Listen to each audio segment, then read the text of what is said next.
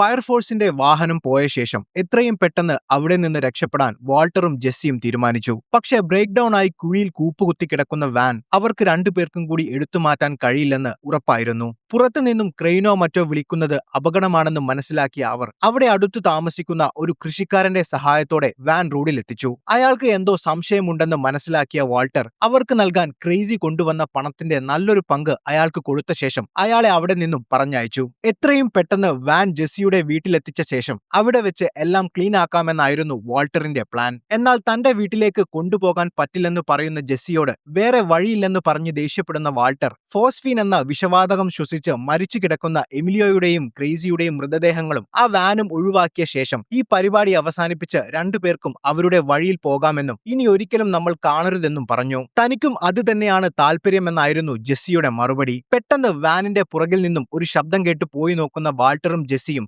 ഞെട്ടിക്കുന്ന ഒരു കാഴ്ചയാണ് കണ്ടത്. ഫോസ്ഫീൻ ഗ്യാസ് ശ്വസിച്ച എമിലിയോ മരിച്ചെങ്കിലും ക്രേസിക്ക് ജീവനുണ്ടായിരുന്നു. എന്നാൽ അവന് എഴുന്നേൽക്കാനോ സംസാരിക്കാനോ ഉള്ള ശേഷി ഉണ്ടായിരുന്നില്ല. ബാക്കിയെല്ലാം ജെസ്സിയുടെ വീട്ടിലെത്തിയ ശേഷം നോക്കാമെന്ന തീരുമാനത്തിൽ അവർ അവിടെ നിന്നും രക്ഷപ്പെട്ടു. രാത്രി സമയം ഏറെ വൈകി വീട്ടിലെത്തിയ വാൾട്ടറിന്റെ പെരുമാറ്റം തികച്ചും വ്യത്യസ്തമായിരുന്നു. ഭാര്യയുമായി പതിവില്ലാത്ത തരത്തിൽ ശാരീരിക ബന്ധത്തിൽ ഏർപ്പെടുന്ന വാൾട്ടർ അതിനുശേഷം ബാത്റൂമിൽ കുഴഞ്ഞു വീണ് അവിടെ കിടന്നുറങ്ങി. പിറ്റേ ദിവസം രാവിലെ ഭാര്യ വിളിച്ചപ്പോഴാണ് പിന്നീട് വാൾട്ടറിന് ബോധം വന്നത്. അന്ന് രാവിലെ ഭാര്യയ്ക്കും മകനുമൊപ്പം ഭക്ഷണം കഴിക്കുന്നതിനിടയിൽ വീട്ടിലേക്ക് ജെസ്സിയുടെ ഫോൺ കോൾ വന്നു. ഫോൺ എടുത്ത പാടെ വാൾട്ടറിനോട് തട്ടിക്കയറിയ ജെസ്സി മെത്തുണ്ടാക്കുന്ന ലാബ് അടങ്ങിയ ഒരു വാനും ഒരു മൃതദേഹവും തന്റെ വീട്ടിൽ വച്ച് നിങ്ങൾ എവിടെ പോയി കിടക്കുകയാണെന്ന് അവൻ ചോദിച്ചു. ഭാര്യയ്ക്ക് സംശയം തോന്നാതിരിക്കാൻ ഒരു സെയിൽസ്മാനോട് സംസാരിക്കുന്ന പോലെ സംസാരിച്ച വാൾട്ടർ ജെസ്സിയോട് പിന്നെ വിളിക്കാമെന്ന് പറഞ്ഞ് ഫോൺ കട്ട് ചെയ്തു. അതാരാണെന്ന സ്കൈലറിന്റെ ചോദ്യത്തിന് ഫോൺ കമ്പനിക്കാർക്ക് തെറ്റുപറ്റി വിളിച്ചതാണെന്നും പറഞ്ഞ് വാൾട്ടർ ഉടനെ സ്കൂളിലേക്ക് പോയി. കഴിഞ്ഞ കുറച്ച് ദിവസങ്ങളായുള്ള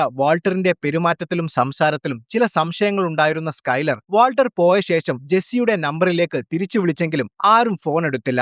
സ്കൂളിലെത്തിയ വാൾട്ടർ കുട്ടികൾക്ക് ക്ലാസ് എടുക്കുന്നുണ്ടെങ്കിലും കടുത്ത മാനസിക സമ്മർദ്ദത്തിലായ അയാളുടെ മനസ്സ് മുഴുവൻ ആ വാനും ശവശരീരവും എന്തു ചെയ്യുമെന്ന് മാത്രമായിരുന്നു. ഒരു വിധത്തിൽ ക്ലാസ് അവസാനിപ്പിച്ച ശേഷം വാൾട്ടർ നേരെ പോയത് സ്കൂളിലെ കെമിസ്ട്രി ലാബിലേക്കാണ്. അവിടെ നിന്നും വാൾട്ടർ 2 ബോട്ടിൽ ഹൈഡ്രോഫ്ലോറിക് ആസിഡ് കൈക്കലാക്കിയ ശേഷം നേരെ ജെസ്സിയുടെ വീട്ടിലേക്ക് പോയി. അപ്പോഴേക്കും വീടിന്റെ പുറത്തുള്ള വാനിൽ നിന്നും ചില ശബ്ദങ്ങൾ കേട്ട് പോയി നോക്കുന്ന ജെസ്സി വാനിന്റെ വാതിൽ തുറന്നു കിടക്കുന്നത് കണ്ടു. അതോടെ ക്രേസി വാനിൽ നിന്നും രക്ഷപ്പെട്ടുവെന്ന് മനസ്സിലാക്കിയ ജെസ്സി പുറത്തിറങ്ങി അവനെ അന്വേഷിച്ചെങ്കിലും കണ്ടെത്താനായില്ല. അതേസമയം ജെസ്സിയുടെ വീട്ടിലേക്ക് വരികയായിരുന്ന വാൾട്ടർ റോഡിലൂടെ ബോധമില്ലാതെ നടക്കുന്ന ക്രേസിയെ കണ്ടു. വാൾട്ടറിനെ കണ്ടു ഭയന്ന ക്രേസി ഓടി രക്ഷപ്പെടാൻ ശ്രമിച്ചെങ്കിലും തീരെ അവശനായിരുന്ന അവൻ ഒരു മരത്തിൽ ചെന്നിടിച്ച് വീണ്ടും ബോധം കെട്ട് വീണു. ആരെങ്കിലും കാണുന്നതിനു മുൻപ് അവനെ കാറിൽ കയറ്റി വാൾട്ടർ ജെസ്സിയുടെ വീട്ടിലെത്തി. ക്രേസി പുറത്തിറങ്ങിയാൽ ഉണ്ടാകുന്ന അപകടങ്ങൾ ഓർമ്മിപ്പിക്കുന്ന വാൾട്ടർ അവനെ ശ്രദ്ധിക്കാത്തതിന്റെ പേരിൽ ജെസ്സിയെ കണക്കിന് ശകാരിച്ചു. ക്രേസിയെ പറ്റി കൂടുതൽ കാര്യങ്ങൾ ജെസ്സിയോട് ചോദിച്ചു മനസ്സിലാക്കുന്ന വാൾട്ടർ ഒരു മെത്ത് ഡീലറായ അയാളെ കാര്യങ്ങൾ പറഞ്ഞു മനസ്സിലാക്കി അവരുടെ കൂടെ മെത്ത് ബിസിനസ്സിൽ പങ്കാളിയാക്കാൻ സാധിക്കുമോ എന്ന് ജെസ്സിയോട് ചോദിച്ചു. ക്രേസിയുടെ സ്വഭാവം അറിയാമായിരുന്ന ജെസ്സി അത് അപകടമാണെന്ന് പറഞ്ഞതോടെ ആ പ്ലാൻ അവർ വേണ്ടെന്ന് വെച്ചു. മറ്റൊരു വഴിയുമില്ല എന്ന് മനസ്സിലായതോടെ ക്രേസിയെ കൊന്നുകളയാൻ തന്നെ അവർ തീരുമാനിച്ചു. ക്രേസിക്ക് ബോധം വെച്ചാൽ വീണ്ടും അവിടെ നിന്ന് രക്ഷപ്പെടാതിരിക്കാൻ വണ്ടികൾ ലോക്ക് ചെയ്യുന്ന ലോക്ക് ഉപയോഗിച്ച് വീടിന്റെ ബേസ്മെന്റിൽ അവർ അയാളെ ബന്ധിച്ചു. അതിനുശേഷം എമിലിയോയുടെ ശവശരീരം എന്ത് ചെയ്യണമെന്നും ക്രേസിയെ എങ്ങനെ കൊല്ലുമെന്നും അവർ ആലോചിച്ചു. ഒരാൾ ശവശരീരം നശിപ്പിക്കുന്ന ജോലിയും മറ്റൊരാൾ ക്രേസിയെ കൊല്ലുന്ന ജോലിയും ഏറ്റെടുക്കണമെന്ന തീരുമാനത്തിൽ അവർ എത്തിയെങ്കിലും ക്രേസിയെ കൊല്ലാൻ രണ്ടുപേർക്കും ഭയമായിരുന്നു. അതോടെ ഒരു നാണയം ഉപയോഗിച്ച് അവർ ടോസ് ഇട്ടപ്പോൾ ക്രേസിയെ കൊല്ലുന്ന ജോലി വാൾട്ടറിന്റെ തലയിലായി. ഭയത്തോടെയാണെങ്കിലും വേറെ നിവൃത്തിയില്ലാത്തതുകൊണ്ട് എമിലിയോയുടെ ശരീരം വാൾട്ടർ കൊണ്ടുവന്ന ആസിഡ് ഉപയോഗിച്ച് ഇല്ലാതാക്കേണ്ട ജോലി ജെസ്സിയും ഏറ്റെടുത്തു. അങ്ങനെ ആസിഡ് ഒഴിച്ച് എമിലിയോയുടെ ശരീരം ഉരുക്കാനുള്ള വലിയ കണ്ടെയ്നറുകൾ വാങ്ങാൻ ജെസ്സി പുറത്തേക്ക് പോയി. അതേസമയം ക്രേസിയെ ശ്വാസം മുട്ടിച്ചു കൊല്ലാമെന്ന് കരുതി ഒരു പ്ലാസ്റ്റിക് കവറുമായി ബേസ്മെന്റിൽ വാൾട്ടർ പോയെങ്കിലും ഒരു സാധുവായ വാൾട്ടറിന് അതിനുള്ള ധൈര്യം വന്നില്ല. മാത്രമല്ല അപ്പോഴേക്കും ബോധം തിരിച്ചു കിട്ടിയ ക്രേസി തന്നെ തുറന്നുവിടാനും അവന് വെള്ളം നൽകാനുമൊക്കെ പറഞ്ഞപ്പോൾ ഭയന്നുപോയ വാൾട്ടർ തിരികെ പോയി. എന്നാൽ വാൾട്ടറിന് ക്രേസിയുടെ അവസ്ഥയിൽ സഹതാപം തോന്നി. ഭയത്തോടെയാണെങ്കിലും അവന് ഭക്ഷണവും വെള്ളവും ഒക്കെ നൽകിയ ശേഷം എന്ത് ചെയ്യണമെന്നറിയാതെ അയാൾ ജെസ്സിയുടെ വരവും കാത്തുനിന്നു. മറുവശത്ത് ജെസ്സി വിളിച്ച നമ്പർ ഇന്റർനെറ്റിൽ തിരയുന്ന വാൾട്ടറിന്റെ ഭാര്യ സ്കൈലർ അത് ഡ്രഗ് ഡീലിംഗും അത്യാവശ്യം പ്രോസ്റ്റിറ്റ്യൂഷൻ ബിസിനസ്സുമെല്ലാം നടത്തുന്ന ജെസ്സി പിങ്മാൻ എന്നയാളുടെ നമ്പറാണെന്ന് മനസ്സിലാക്കി. അത്തരത്തിലൊരാൾക്ക് തന്റെ ഭർത്താവുമായി എന്താണ് ബന്ധമെന്ന സംശയം അതോടെ അവളെ പിടികൂടി. അതേസമയം ജെസ്സിയുടെ വരവിനായി കാത്തിരിക്കുകയായിരുന്ന വാൾട്ടർ ഒരൽപ്പം റിലാക്സ് ആവാൻ അവിടെ ഉണ്ടായിരുന്ന കഞ്ചാവ് എടുത്ത് വലിക്കാൻ ആരംഭിച്ചു. കുറച്ചു സമയത്തിന് ശേഷം തിരിച്ചെത്തിയ ജെസ്സി കഞ്ചാവ് അടിച്ച് ശാന്തനായിരിക്കുന്ന വാൾട്ടർ വാൾട്ടറിനെ കണ്ട് അമ്പരന്നു. എന്നാൽ വീര്യം കൂടിയ ഹൈഡ്രോഫ്ലൂറിക് ആസിഡ് നിറയ്ക്കാൻ ആവശ്യമായ പോളിയെത്തിലീൻ എന്ന പ്ലാസ്റ്റിക് കൊണ്ട് നിർമ്മിച്ച വലിയ കണ്ടെയ്നറുകൾ എവിടെയും സ്റ്റോക്കില്ലാത്തതുകൊണ്ട് അത് വാങ്ങാതെയാണ് ജെസ്സി തിരിച്ചു വന്നത്. എമിലിയോയുടെ ശരീരം നശിപ്പിക്കാൻ ഇനി എന്താണ് വഴിയെന്ന് വീണ്ടും ആലോചിക്കുന്നതിനിടയിൽ ക്രേസിയെ കൊന്നോ എന്ന് ജെസ്സി വാൾട്ടറിനോട് ചോദിച്ചു.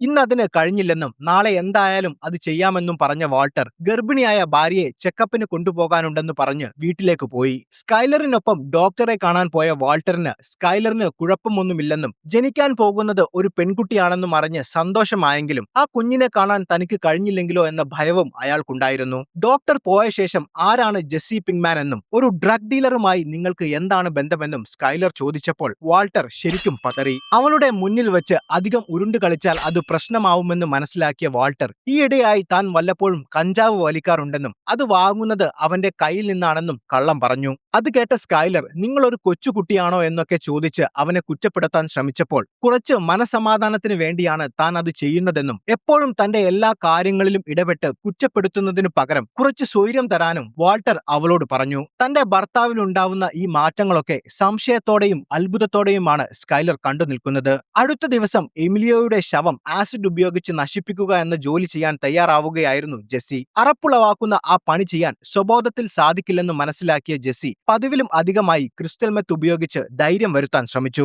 വാനിനുള്ളിൽ കിടന്നിരുന്ന അഴുകിയ ആ ശവം ടാപ്പ് ഉപയോഗിച്ച് പൊതിഞ്ഞ ശേഷം അവൻ പുറത്തെത്തിച്ചു. പെട്ടെന്ന് റോഡിൽ നിന്നും ആരോ അവനെ വിളിക്കുന്നത് കേട്ട് ജെസ്സി പരിഭ്രാന്തനായി. ഇതെല്ലാം ആരോ കണ്ടു എന്ന് പേടിച്ചു പോയ അവൻ തിരിഞ്ഞു നോക്കിയപ്പോൾ സ്കൈലറിനെയാണ് അവിടെ കണ്ടത്. ആ ശവശരീരം അവിടെ കിടക്കുന്നത് അവൾ കാണാത്ത രീതിയിൽ മറഞ്ഞു നിൽക്കുന്ന ജെസ്സിയോട് താൻ വാൾട്ടറിന്റെ ഭാര്യയാണെന്നും ഇനി മേലാൽ തന്റെ ഭർത്താവിന് കഞ്ചാവ് വിൽക്കരുതെന്നും അവൾ താക്കീത് ചെയ്തു. ഇനി അങ്ങനെ സംഭവിച്ചാൽ തന്റെ സഹോദരിയുടെ ഭർത്താവ് ഹാങ്ക് ഡ്രഗ് എൻഫോഴ്സ്മെന്റിലാണെന്നും അവനെ അറിയിച്ച് നിന്നെ അകത്താക്കുമെന്നും ഭീഷണിപ്പെടുത്തി. അപ്പോഴും ജെസ്സിയുടെ ശ്രദ്ധ മുഴുവൻ ആ ശവം അവൾ കാണാതിരിക്കുക എന്നതായിരുന്നു. അവൾ പറഞ്ഞതൊക്കെ സമ്മതിച്ച ജെസ്സി ഇനി വാൾട്ടറിന് കഞ്ചാവ് വിൽക്കില്ലെന്ന ഉറപ്പ് കൊടുത്ത ശേഷം ഒരുവിധം അവളെ പറഞ്ഞുവിട്ടു. അപ്പോഴേക്കും അമിതമായി ഉപയോഗിച്ച മെത്തിന്റെ ലഹരി തലയ്ക്കു പിടിച്ച ജെസ്സി ഒരു വിധത്തിൽ എമിലിയോയുടെ ശരീരം തന്റെ വീടിന്റെ മുകളിലെത്തിച്ചു. വീര്യം കൂടിയ ഹൈഡ്രോഫ്ലൂറിക് ആസിഡ് പോളിയെത്തലീൻ എന്ന പ്ലാസ്റ്റിക് കൊണ്ട് നിർമ്മിച്ച കണ്ടെയ്നറിൽ മാത്രമേ ഒഴിക്കാവൂ എന്ന് വാൾട്ടർ പറഞ്ഞതെല്ലാം ആ ലഹരിയിൽ അവൻ മറന്നുപോയിരുന്നു. മുകളിലെ ബാത്റൂമിലെ ബാത്ത് ടബിൽ എമിലിയോയുടെ ശരീരവും ആയുധങ്ങളുമെല്ലാം ഇട്ട ശേഷം ജെസ്സി അതിലേക്ക്